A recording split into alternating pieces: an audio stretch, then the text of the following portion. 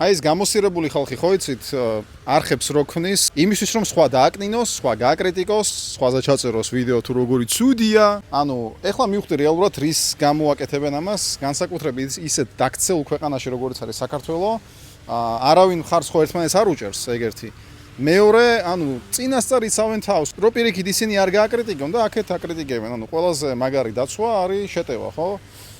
ამიტომაც თან მაგარი ამბებია, რომ მალე სოციალური ქსელები ეგეთ ხალხს გაფილტრავს და დედამიწის ზურგიდან წაშლის.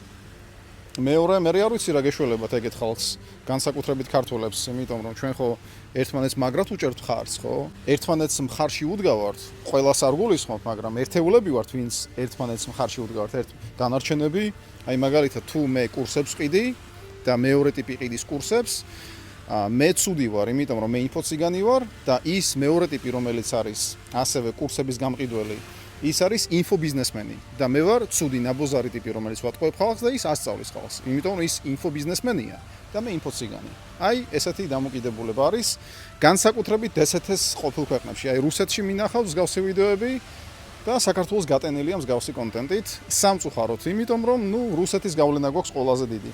სამწუხაროდ ისევ და ისევ. ამიტომაც თუ არ გინდა აი ესეთ ხალხს დაემგვანო, იმედია ეს ვიდეო დაგეხმარება, დაუჭირეთ ერთმანეთს მხარი მაქსიმალურად. საქართველოს ისედაც ძალიან პატარაა და ერთმანეთს მხარს როცა არ უჭერთ, საერთოდ შეიძლება დაექცეს, დაინგრეს და რავი, დედამიწის ზურგიდან წაიშალოს მთელი ქვეყანა, თუ ეს არ მოხდება.